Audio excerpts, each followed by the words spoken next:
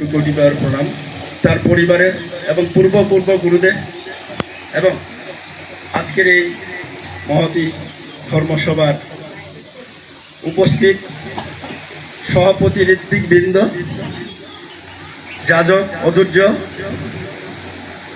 স্বস্ত্যয়নী এবং বিভিন্ন জায়গা থেকে ইষ্টপ্রাণ পিপাসু দাদা ও মায়েরা, সবার প্রতি আমার রইল প্রাণন্দিত জয়। সময় তো আমাদের খুব কম, সেইভাবে বলতে হচ্ছে।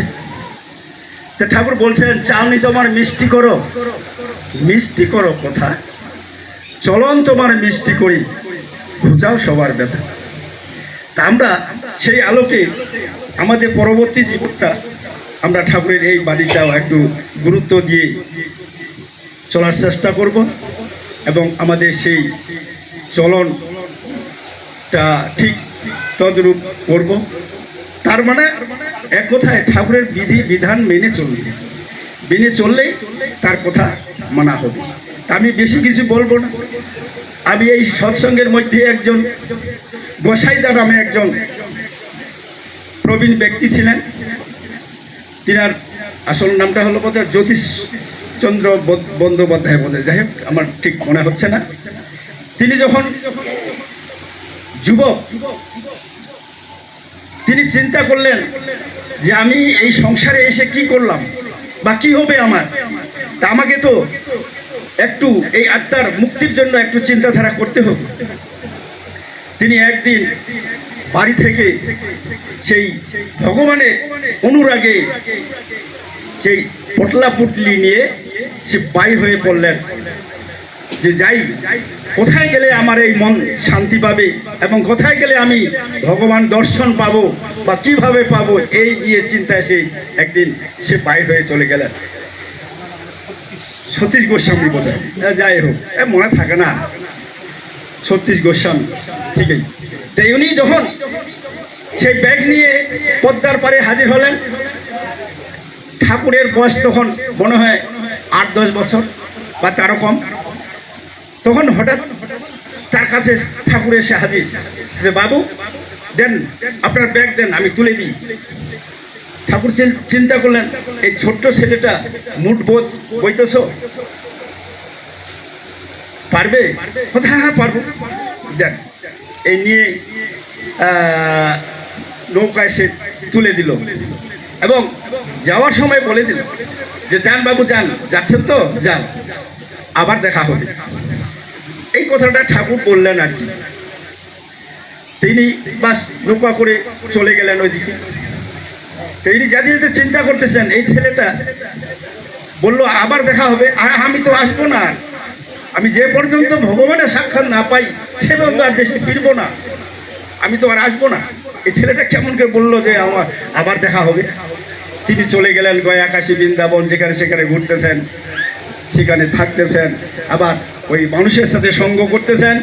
এই প্রশ্নই হলো কি, আমি ভগবানকে কিভাবে লাভ করব, কিভাবে ইয়ে করব, দর্শন পাবো, এটাই তার মনের একটা ধ্যান ধারণা। সবাইকে বলতেছেন, কিন্তু সবাই বলতেছেন যে আমরাও তারই আশায় আমরা বসে আছি, তারই আশায় আমরা এই জপ ধ্যান করতেছি, আমরাও তার ঠিকানা জানি না, কিভাবে পাবো। এইভাবে চিন্তা করছে, তাহলে কোথায় পাওয়া যাবে?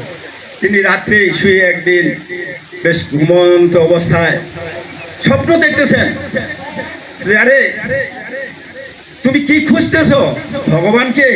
আরে ভগবান তো তোমার আশেপাশে ঘুরতেছে রে, তুমি দেখতে পাচ্ছ না? যাও, ফিরে যাও, তুমি ভগবানকে লাভ করবে। হঠাৎ করে টের পাইলেন, হ্যাঁ ভগবান আমার আশেপাশে ঘুরতেছে, কোথায়? তিনি বলছেন, ঘুমের ঘরে কত কি স্বপ্ন দেখায়, আমি যেহেতু এইটার চিন্তা করতেছি। এইভাবে এক জায়গা থেকে আরেক জায়গায় চলে গেলেন, এইভাবে দিন কাটতেছেন। সেইখানেও এই পরপর 2-3 দিন এই স্বপ্নটা দেখে। তখন চিন্তা করলেন যে না, তাহলে কি ভগবান আমার আশেপাশে আছে? আমি তো চিন্তা করেছিলাম যে ভগবানকে দর্শন করা ছাড়া আমি ফিরবো না বাড়িতে। তাহলে আমি যাক, এই কথার পরিপ্রেক্ষিতে তিনি আবার দেশে ফিরে আসলেন। ফিরে আসার পরে সেই পদ্মার ঘাটে যখন আসে দাঁড়ান, তখন এই ঠাকুর আমাদের হঠাৎ তার কাছে উপস্থিত। বাবু ফিরলেন, দেন দেন আপনার ব্যাগ দেন। আবার উনি তুলে দিলেন। আমি বলছিলাম না আপনার সাথে আরও দেখা হবে। তিনি শুধু মার্ক করতেছেন কেমন কথা। এই ছোট্ট ছেলেটা সেদিনে বললো, আর এখন আজকে বলতেছে আবার দেখা হবে। দেখা হইল, আসে ফিরে আসলেন। ফিরে আসে এখন অনেক কিছু চিন্তা করছেন, অনেক কিছু কোথায় পাবো ভগবান। এই ওই ঠাকুর যে তার এইসব কথা বলতেছে, এটা তার সে কোনো বিশ্বাস হচ্ছে না। সেখানে তিনি আবার স্বপ্ন দেখলেন, দেখো দেখো খুঁজো খুঁজো, পাবে, তোমার আশেপাশে আছে, তুমি চিন্তা করো না। এইভাবে তিনি ঠাকুরকে লাভ করেছিলেন। আমি সেই কথাটা বলছি। আজকে আমাদের এই তপন বাবু, কি নাম তপন না, তপু বাবু, আজকে যে উদ্দেশ্যে ঠাকুরকে গ্রহণ করে তিনি এই জীবনটাকে সার্থক করার জন্য তিনি যাচ্ছেন কোথায়, দেশ থেকে দেশান্তর মনে করেন, এটা একটা দেশান্তর, সেই চিটাগাং বা ঢাকা ইত্যাদি। তিনি তার উদ্দেশ্য যে তিনি বলছেন যে ঠাকুরকে, অর্থাৎ আমাকে কি করতে হবে, মানুষের মতো মানুষ হতে হবে। তাকে কি করতে হবে, লেখাপড়ায় উন্নতি করতে হবে। তার সাধনা বা তার যে ইচ্ছা, ঠাকুর কিন্তু তাকে পরিবহন করতেছেন, যেহেতু তিনি ঠাকুরের অনুসারী। তা আমি অনুরোধ করবো, বাবু তুমি কাটে কাটে ইষ্টভীতি করো করো, এবং এটা কি পাঠাও, কখন পাঠাও, মাসে মাসে পাঠাও। হ্যাঁ, খুব ভালো, এটা কিন্তু নিয়ম ঠাকুরের কাছে, মাসে মাসে মাসে পাঠাও। কত করো? 5 টাকা। ধন্যবাদ। আজকাল তো 1 টাকা করলে একটু খারাপ লাগে। হ্যাঁ, 5 টাকায় পাঠাতে হয় কমপক্ষে। যদি পারো পরবর্তীতে বাড়াবে, তবে বাড়া যাবে কিন্তু কমা যাবে না, কমা যাবে না, এটা মনে রাখবে। যে যাক, ধন্যবাদ। তোমার উদ্দেশ্য সফল অবশ্যই হবে। ঠাকুর তোমার উপর নির্ভর করেছেন এবং তোমাকে সাকসেস হওয়ার জন্য ঠাকুরের বিধানটাও তোমাকে মানতে হবে। এই সেই জ্যোতিষ গোস্বামী যখন ফিরে আসলেন, ফিরে আসার পরে ঠাকুরের এমন দিন সেই কথাবার্তায় ঠাকুরের সান্নিধ্য লাভ করলেন।